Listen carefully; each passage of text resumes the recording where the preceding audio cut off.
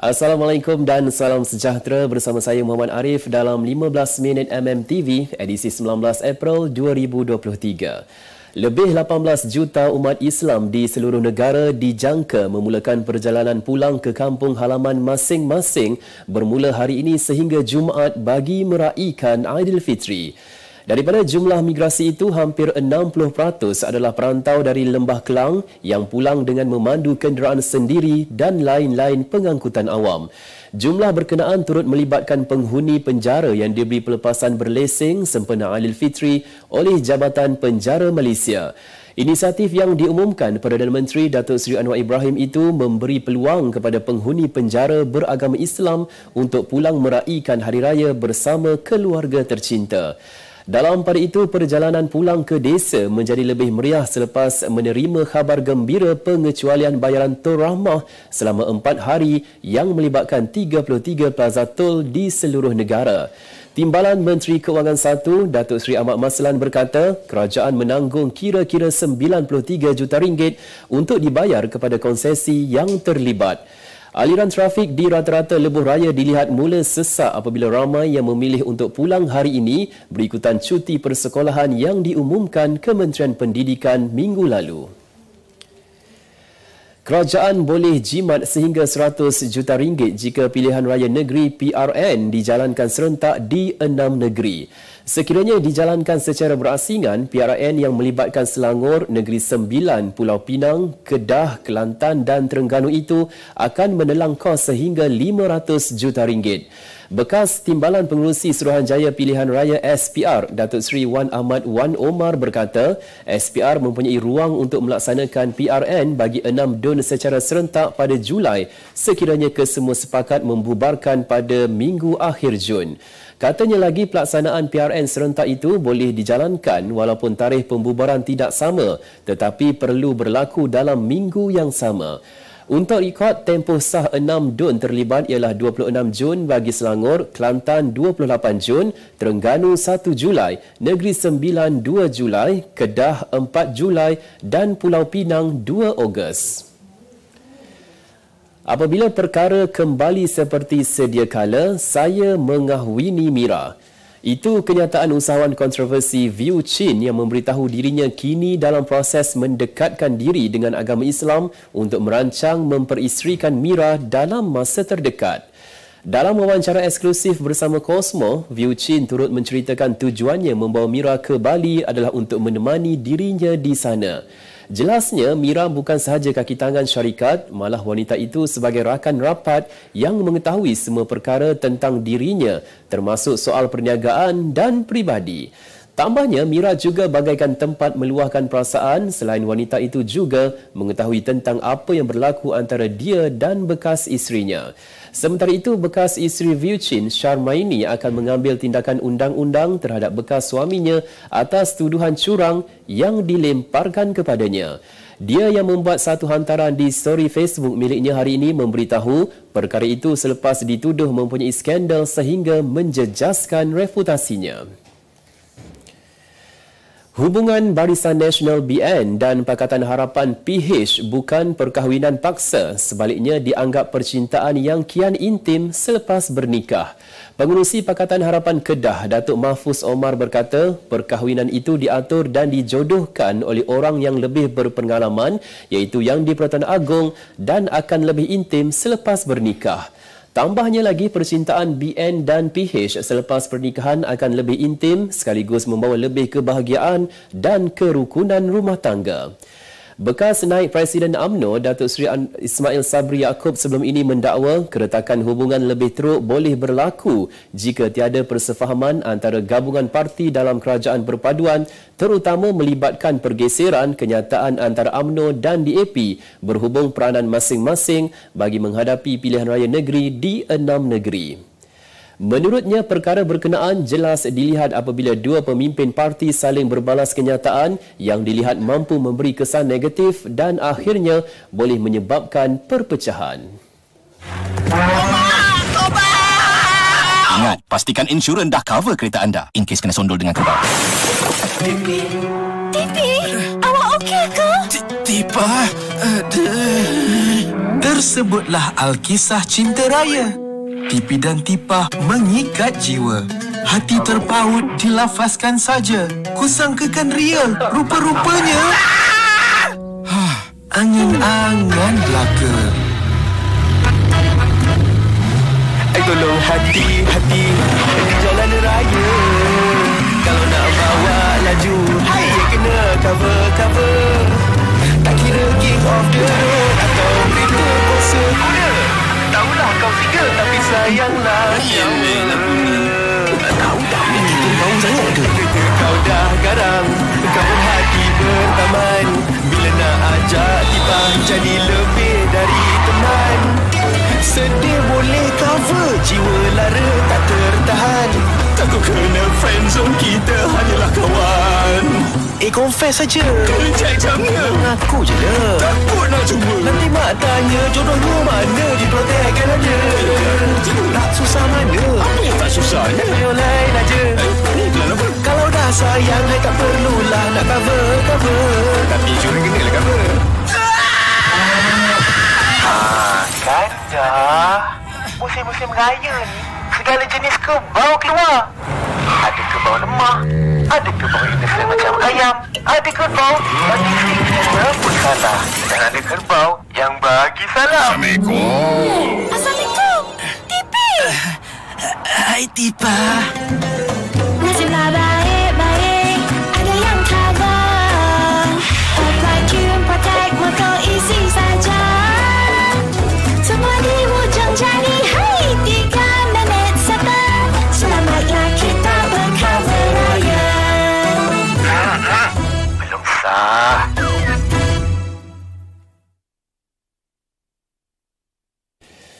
Melihat kepentingan syarikat korporat khususnya dalam mempromosikan gaya hidup sederhana, Padi Bras Nasional Berhad Bernas yang tampil dengan kempen Tak Nak Bazir pada 23 April lalu terus komited mendidik masyarakat di negara ini mengamalkan sikap berjimat cermat. Kami rasa terpanggil lah untuk, memang perkara ini mungkin sesuatu yang agak biasa pada pandangan orang, tetapi kami mahu menjadi satu warga korporat sebab tahulah kalau dalam industri padi memang nama Bernas memang telah sinonim lah dengan membawa keselamatan makanan, menjaga keselamatan dan cukup bekalan untuk Malaysia. Jadi kami mahu mengambil tanggungjawab yang lebih lagi daripada just jadi memastikan keselamatan makanan, kecukupan bekalan. Kita nak pergi lebih jauh dengan mengambil tanggungjawab sosial supaya kita dapat membentuk peribadi yang mulia dan orang ramai mempunyai sikap sederhana dalam segala segi lah. Melihat Ramadan dan Aidilfitri sebagai medan penting dalam melaksanakan amalan tersebut, kempen Tak Nak Bazir anjuran Bernas dengan kerjasama Media Mulia turut mendekati pengguna perkhidmatan transit kereta api ringan LRT di stesen Glen Mary, Shah Alam semalam. Sementara itu, kempen Tak Nak Bazir merupakan sebahagian daripada program persekitaran sosial dan tadbir urus ESG syarikat berkenaan.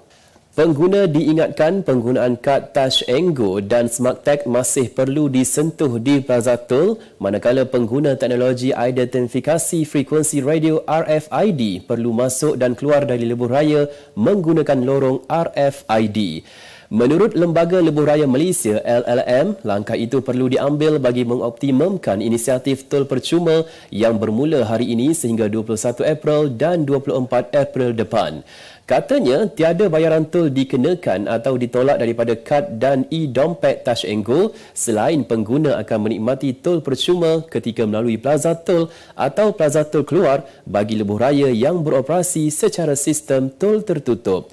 LLM menjangkakan jumlah peningkatan trafik bagi kenderaan yang menggunakan 3 lebuh raya utama iaitu Lebuh Raya Utara Selatan Plus, Lebuh Raya KL Karak dan Lebuh Raya Pantai Timur 1 akan meningkat sehingga 2.3 juta kenderaan sehari sempena perayaan Hari Raya Aidilfitri.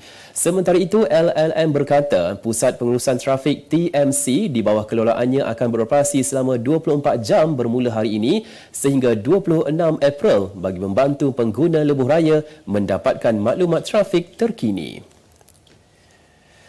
Umat Islam dijangka meraihkan Hari Raya Aidilfitri dalam keadaan berjerebu disebabkan fenomena ayunan Medan Julian yang berlaku di Malaysia ketika ini.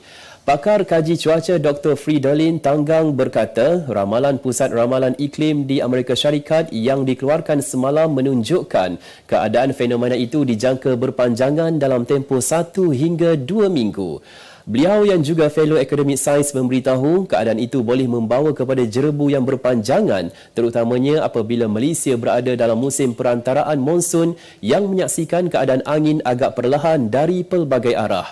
Bagaimanapun kata Fridolin, keadaan jerebu bakal pulih kerana ada kemungkinan sistem pusat tekanan perolakan terhalang itu bergerak ke kawasan Lautan Pasifik.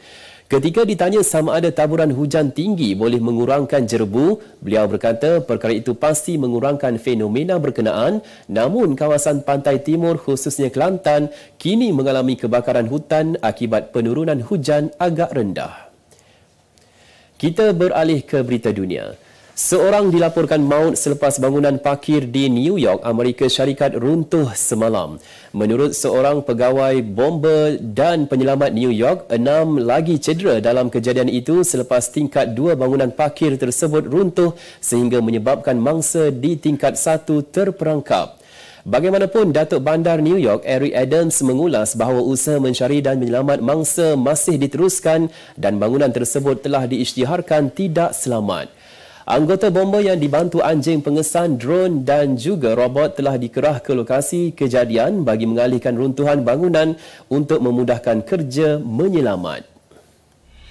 Utusan Malaysia dan Cosmo melancarkan satu lagi produk terbaru. Apa yang ada dalam Iklaneka?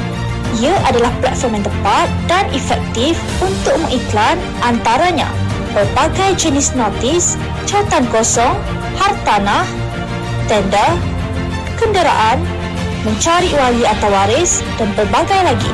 Apa yang anda cari? Semuanya ada di sini. 2 dalam 1.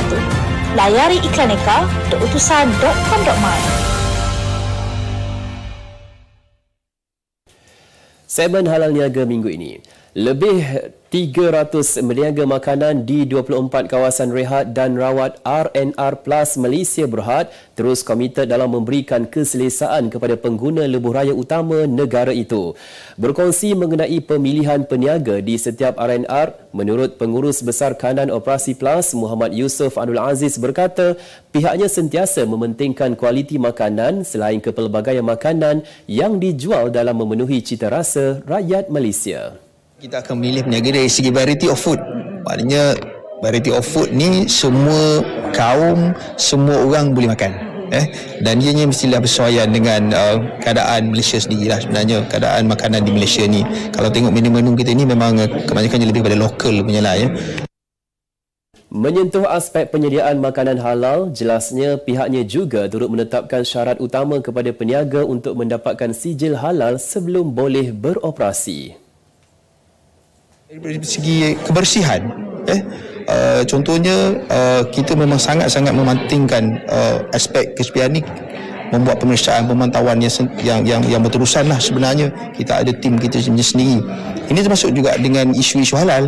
Kita akan pastikan 100% certified halal. Halal ni bukan kita yang tentukan, maknanya mengikut negeri masing-masing.